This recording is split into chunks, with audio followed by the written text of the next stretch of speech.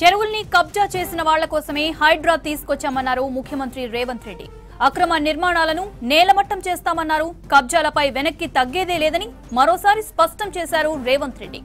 కబ్జాదారులు ఆక్రమణలను విడిచిపెట్టాలని సూచించారు. అక్రమ నిర్మాణాలని నేలమట్టం కాక తప్పదని వార్నింగ్ ఇచ్చారు.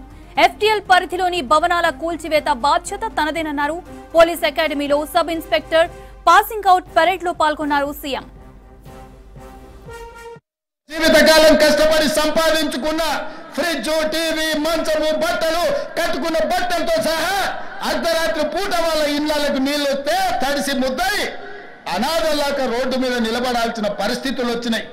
మున్నేరు వాగు పక్కన ఖమ్మంలో అయినా, వరంగల్ జిల్లాలో అయినా, హైదరాబాద్ నగరంలో అయినా, కృష్ణానది ఒడ్డున మునిగే ప్రాంతాలైనా దుర్మార్గులు ఆక్రమించుకున్న చెరువుల వల్లనే ఇవాళ వరదలు వస్తున్నాయి. అందుకే హైడ్రాను ప్రారంభించడం.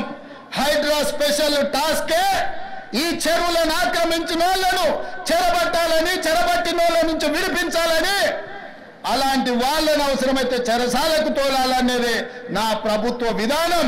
అందులో ఎంత గొప్ప వ్యక్తులున్నా, ఎంత మహామహులున్నా వాళ్ళు చెరువులను వదలక తప్పదు. అందుకే ఈ వేదిక మీద నుంచి గొప్ప వ్యక్తులకు నేను విజ్ఞప్తి చేస్తున్నా. అయ్యా, ఆక్రమించుకున్న చెరువులను మీరే వదలండి. గౌరవంగా పక్కకు తప్పుకోండి. నీటిపారుదల శాఖకు అప్పగించండి. మీకేం కావాలనో పోయి దూరంగా కట్టుకోండి. లేకపోతే ఉన్న పలంగా నేల మట్టం కూలుతాయి. కూలగొట్టే బాధ్యత నేను తీసుకుంటా.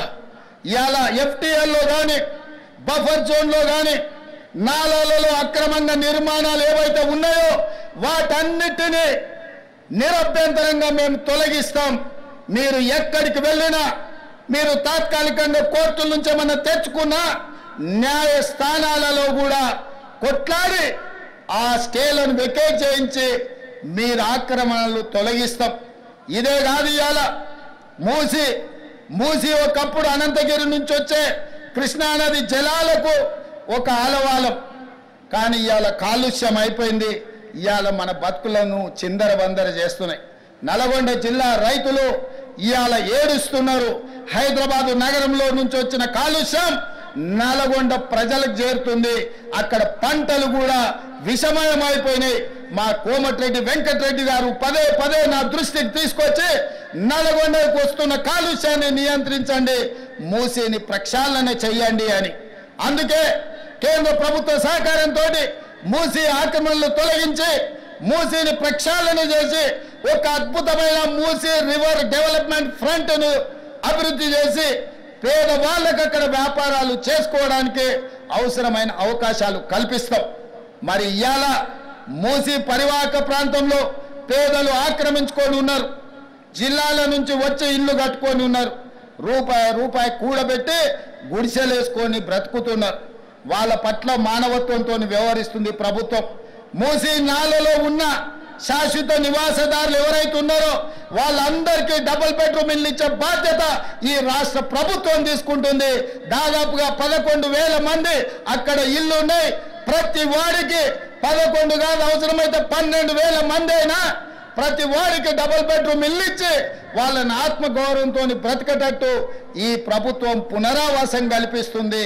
అట్లాంటి కార్యక్రమాలలో ఇవాళ శిక్షణ పొందిన ఈ SIలు ప్రజల సహకారం కోసం మీరు బాధ్యత తీసుకోవాలి. అదేవిధంగా ఎక్కడైతే ఆక్రమించుకున్నారో మూసీలు, FTL, బఫర్ జోన్, నాలాలో ఉన్న వాళ్ళు తొలగించండి. ప్రభుత్వ భూముల్లో లేకపోతే ప్రైవేట్ భూముల్లో అనుమతి లేకుండా కట్టుకున్న వాళ్లకు వాళ్ళని ఏదైనా రెగ్యులరైజ్ చేయడానికి స్కీమ్ ఉంది. కానీ FTL, బఫర్ జోన్, నాలాల వాటికి రెగ్యులరైజేషన్ స్కీమ్ లేదు. ఇవ్వాలి, కాకపోతే రేపైనా వాటిని తప్పకుండా తొలగిస్తాం. వాళ్ళ పట్ల కఠినంగా వ్యవహరిస్తాం. మీ అందరికీ నా విజ్ఞప్తి ఒక్కటే, రేపటి నుండి ప్రజల దగ్గరికి వెళ్తున్నారు. తెలంగాణ ప్రజలకు విశ్వాసం, నమ్మకం కలిగించండి. మన రాష్ట్రంలో గంజాయి మాట ఎత్తాలన్నా, డ్రగ్స్ గురించి ఆలోచన చేయాలన్నా, సైబర్ నేరాలను నియంత్రించాలన్నా, చెరువులు, నాలాలు చెరబట్టిన వాళ్లను మోకాళ్ళలో వణుకు పుట్టాలి, వెన్నులో చలి జ్వరము రావాలి. ఆ విధంగా మీరు ఈ తెలంగాణ సమాజానికి సేవలు చేయవలసిన అవసరం ఉన్నది. నేను మిమ్మల్ని అడుగుతున్న ఒకే ఒక్క మాట, మీరు ఈ బాధ్యత తీసుకోండి. ఇది మన తెలంగాణ, మన తెలంగాణను రక్షించుకునే బాధ్యత మన మీద ఉన్నది. నేను వేరు మీరు వేరు కాదు. వాళ్ళు నేరగాళ్ళు, ఆ నేరగాళ్లను పట్టుకొని అడ్డు తొలగించే బాధ్యత మీది నాది. ఈ వేదిక మీద ఉన్న పెద్ద అధికారులది. పెద్ద అధికారులు మేము ఆదేశాలు ఇస్తాం, కింద అమలు చేయాల్సిన